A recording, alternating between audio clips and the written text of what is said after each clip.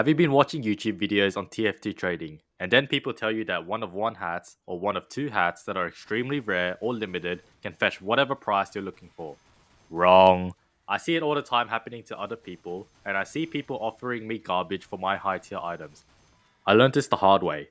For example, I bought a one of two, forever limited, frozen fractal Starboard Crusader for over 100 keys a few years ago, and that investment flopped after half a year. I currently own a one of two, forever limited, Vex Volcanics Rotation Sensation, but it's been stuck with me for well over a year now. It made me question why these items were so hard to sell. Surely collectors love these items, right? But no. Imagine having 1,000 keys and you buy 5 high tier unusuals that are forever limited, but even after 3 months, you've sold none of them. Meanwhile, someone else with that 1,000 keys would have made over 200 keys profit in the same time frame. Very frequently do I see people offering stuff like a strange unusual wrapper common for my high tier unusual misc, or a Burning Flames Feathered Fiend, and a circling peace sign Jungle Reef for my Halloween unusual. Even a strange unusual dumbbell with a low tier effect for my Burning Flames rotation sensation. It's obvious these people have been caught up in buying something cancerous and are trying to liquidate them through my good items by spamming offers and hoping someone accepts. I would absolutely hate doing that myself. That is exactly why I stopped focusing on banking these types of items. All this time, rare items blinded me to the market realities and the profits had nothing to show for it. So I decided to solely focus on sellability. Instead of being that guy that would have been stuck with the 5 high tier unusuals adding up to 1,000 keys for months, I had a flow of cash trades 24/7 that allowed me to constantly buy and resell items. Imagine that one little shift in the items you trade. That's what will make all the difference in your profitability, and it feels much more rewarding when the keys you spend are being put to great use. Now I'm going to explain why rare items are unsellable and why they do not guarantee sales, despite what the masses are told. Number 1, aesthetic appeal. Alright, so let's assume it's like your birthday or something. I'm going to give you 200 keys to spend for free on TF2 unusual hats that you must keep. So I ask, what would you spend that 200 keys on? I bet none of you said a circling peace sign bread crab. Why? Because it's ugly. Sure, it's rare, but I could have bought a nice scout unusual or a nice looking all class unusual for even cheaper than 200 keys. That is exactly what your potential buyers are thinking when looking at what you have for sale.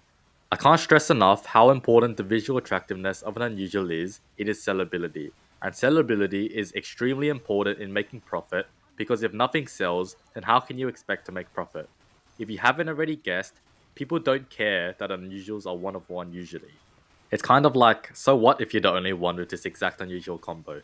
There's so many other better combos out there that are better than yours and are one of one. And because something is so rare or limited, that automatically hyperinflates the price, further making it harder to sell since no one is willing to pay the high price. Demand is instantly gone when aesthetic appeal is out of the window, and therefore your chance of profit is as well. So how do you determine if something is inflated with rarity or not? Just honestly use your common sense alongside aesthetic appeal. A 1 of 2 Orbiting Fire Wandering Wraith with 1 seller versus a 1 of 9 Ancient Spectre Wandering Wraith with 5 sellers. They're both the same price on backpack.tf. Which one is easier to sell? Despite the rarity of the Orbiting Fire Wandering Wraith with less sellers, the Ancient Spectre smashes it out of the park every time. Here's another example. A 1 of 1 Amygdala Rapacamon versus a 1 of 136 Sparkling Lights Bumble Beanie. Which one is going to sell first? Sure, the Rapacamon is going to be 1 of 1 forever, and it's assassin grade, but it's so ugly in comparison to the Bumble Beanie that it's a no-brainer choice for your potential buyer. When you finally focus on the visual attractiveness of what you buy, that's when the money rolls in. Players and collectors will like what you have to offer to the market, and the desirable offers and sales will come in. Your potential buyers will 99 out of 100 times prioritize the look of an item over its rarity, and it would be wise for you to play along the rules instead of the exception. A 1 of 1 unusual might sound impressive, but if it's not easy on the eyes, it's not going to attract buyers. And when an item is both rare and unattractive, its price skyrockets, making it even less appealing to potential buyers. Number 2, the sweet spot. So if buying something really rare and expensive isn't the best choice for making profit, what is? From my personal experience, anything from 10 to 250 keys works best. Because think about it.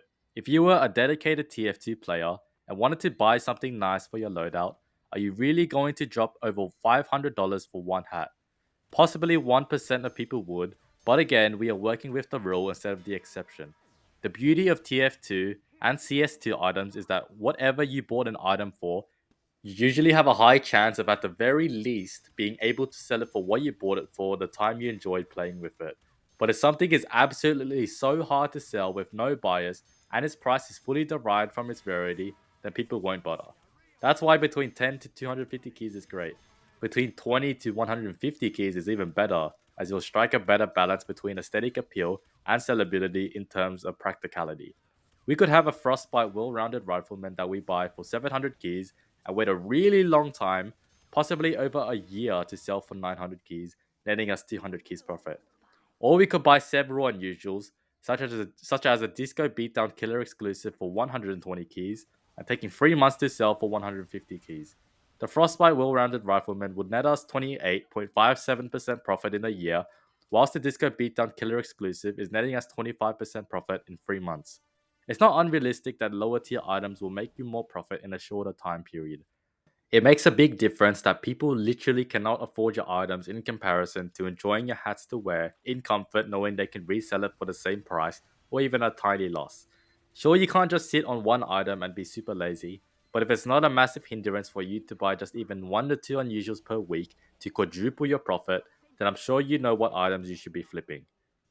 Number 3, the exception.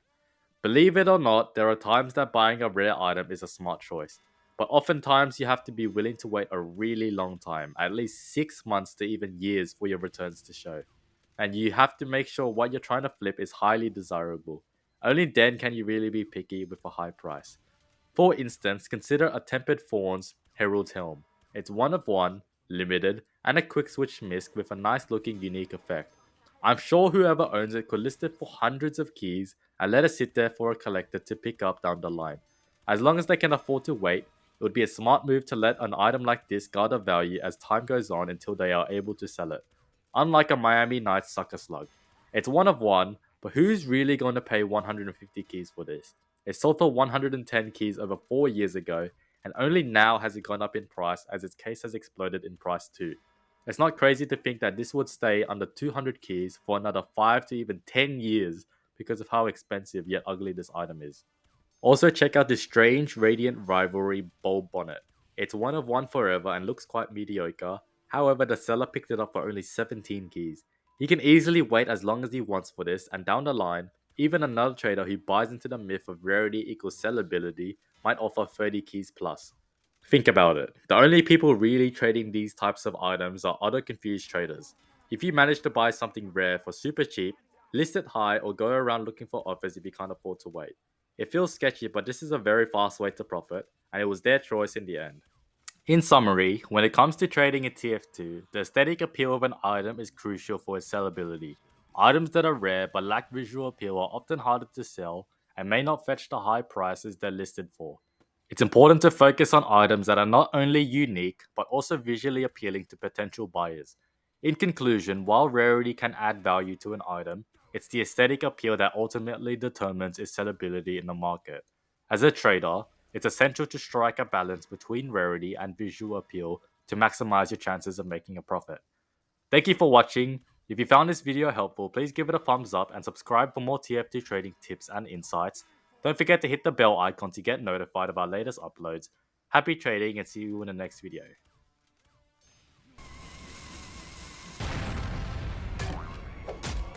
Oh shit. Nice. Hey, let's go. That was cute.